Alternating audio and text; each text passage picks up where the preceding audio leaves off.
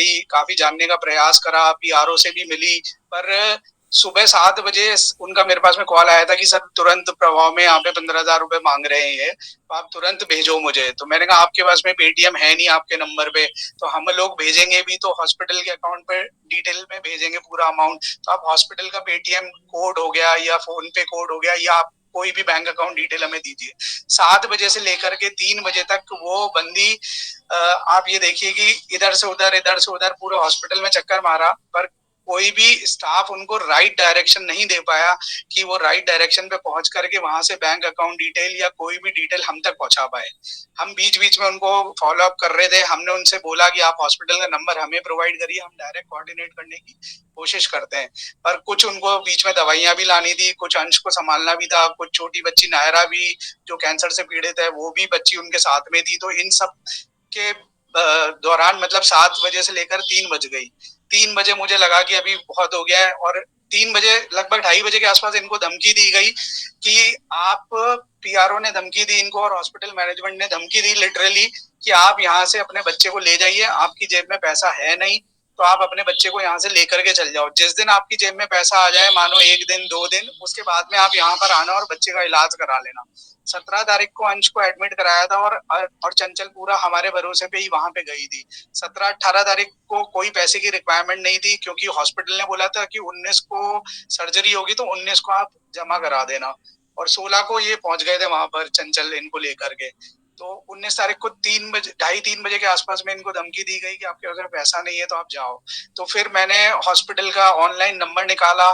Online number निकालने के बाद में वहां से पीआरओ का नंबर लिया, पीआरओ से मैंने कोऑर्डिनेशन करा तो पीआरओ बोलता है कि हम आपको बैंक अकाउंट की डिटेल्स नहीं दे सकते हैं। मैंने कहा देखिए चंचल के पास में पैसा नहीं है, वो जरूरतमंद लोगों में से है और उसके पास में अगर इतना पैसा होता तो वो पहले ही आपको दे चुकी होती। तो हम लोग यहाँ से मदद कर रहे हैं और हम अजमेर राजस्थान से बोल रहे हैं तो हम वहां पर पर्सनली नहीं आ सकते क्योंकि उन्होंने हमें ये बोला कि आप पर्सनली यहाँ आओ और यहाँ पे चंचल को कैश दे दो, कैश होगा तो उनके लिए ज्यादा अच्छा रहेगा। तो हमने कहा कैश तो चंचल के पास में है नहीं, पर हम ऑनलाइन ट्रांसफर कर सकते हैं, बैंक अकाउंट डिटेल्स आप दीजिए या आपका पेटीएम कोड दीजिए, हम ट्रांसफर करते हैं। तो वो मना करे कि नहीं हम नहीं दे सकते हैं यहाँ पर, ऐसे हमें पता ही नहीं है कितना खर्चा आएगा ये वो।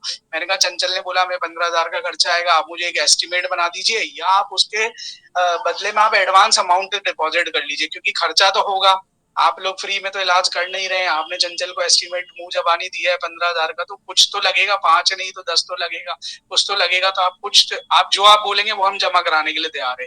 पर पीआरओ ने कॉपरेट नहीं करा, पीआरओ ने बोला कि नहीं हम आपको ऐसे शेयर नहीं कर सकते। तो मैंने कहा आप अपने ऊपर जो भी एडमिनिस्ट्रेशन में आप उनका नंबर दे दीजिए, मैं उनसे बात करने के लिए तैयार हूँ। तो उन्होंने भी नंबर नहीं दिया पीआरओ ने, है ना। लास्ट में फिर हमें लगा कि अभी क्या करें, तो चंचल से बात हुई तो चंचल इतने में रोने लग गई और चंचल बोले सर इन्होंने बोला है कि 10 मिनट के अंदर आप पैसे लाते हो तो ठीक है, अदरवाइज आप अपने बच्चे को यहाँ से ले जाओ। तो इतना सब कुछ देखा और चंचल को लाइव मैंने रोते हुए देखा तो तब मुझे लगा कि अभी कुछ ज्यादा हो गया है, अभी ये ऐसे तो इलाज ही नहीं होगा और ये बच्चा लेकर के वापस जाने के लिए मतलब मुझे बोल दिया कि भाई मैं बिना ट्रीटमेंट के अपने बच्चे को वापस लेकर के जा रही हूँ। तो फिर मैंने इन्हें समझाया, मैंने कहा आपके पास पेटीएम नहीं है, मैं अमाउंट डालूं तो किसको डालूं, हॉस्पिटल वाले दे नहीं रहे हैं और आपके पास में पेटीएम है नहीं, पैसा मैं लगाने के लिए तैयार हूँ, हमारी पूरी टीम मेहनत कर रही है और फंड रेजिंग कर रही है, तो हम लोग कैसे भी कराने के लिए तैयार है, पर कहाँ पे डालें वो अमाउंट। तो फाइनली फिर उनको हॉस्पिटल वालों में कोई एक अच्छा समझदार बंदा था, उसने मदद करी और उसने समझाया कि आप जन केंद्र पे जाओ और जन केंद्र पे जाकर के भैया से जो भी अमाउंट है वो एक बार का आप ले लो, ठीक है। तो मैंने कहा ठीक है चंचल आप जन केंद्र पे जाओ, वहां पे मैं आपको अमाउंट डाल देता हूँ। पर जब तक वो जाती तो उनके पास में कोई एक पेशेंट भर्ती था, उनके अटेंडेंट को ये चीज पता चली कि इनको ऐसे फंड की दिक्कत आ रही है। तो उन्होंने कहा कि आप मेरे पेटीएम पे अमाउंट मंगा लो और मैं आपको 5,000 रुपए कैश दे देता हूँ। तो चंचल ने कहा अभी आप 5,000 ही दो, बाकी फिर जो भी होगा जब रिक्वायरमेंट होगी जब आप पे कर देना। तो मैंने कहा ठीक है। तो ऐसे हमने फिर उन अटेंडेंट के नंबर पर, तरुण कुमार जी उनका नाम था, उनसे बात कर करके फिर उनके पेटीएम पे हमने 5,000 रुपए ट्रांसफर करे और वो 5,000 रुपए फिर चंचल को वहां पे दिए गए। उसके बाद उनके बच्चे को वहां पे भर्ती करा गया वापस से, उसके ओटी के पेपर्स बने और अगले दिन फिर उसकी सर्जरी हुई।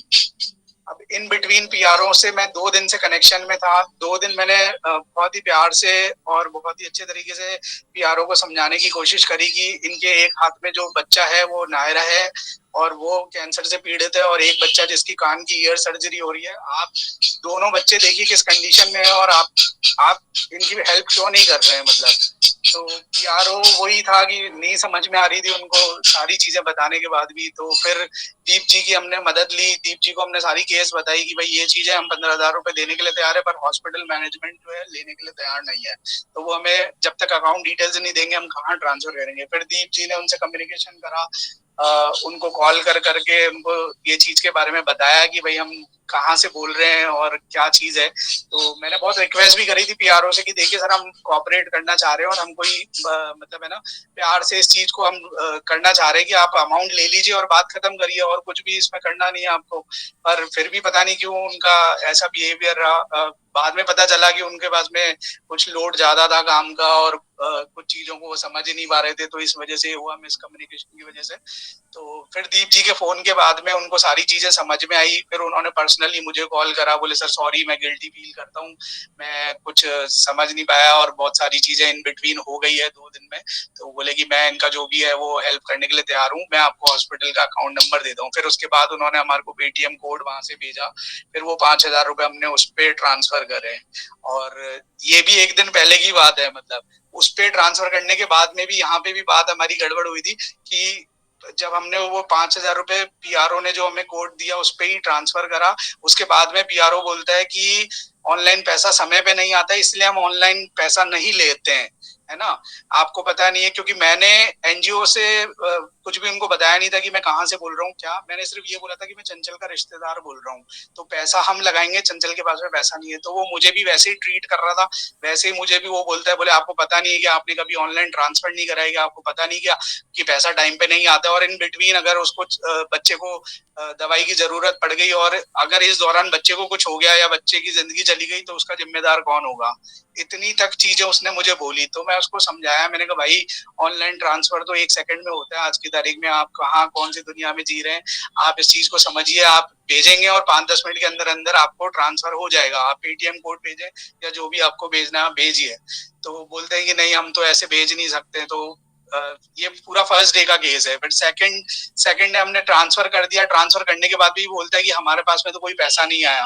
मैंने कहा मैं आपको रिसिप्ट भेज रहा हूँ ऑनलाइन ट्रांजेक्शन की, आप कैसे बोल सकते हो कि आपके पास में पैसा नहीं आया है।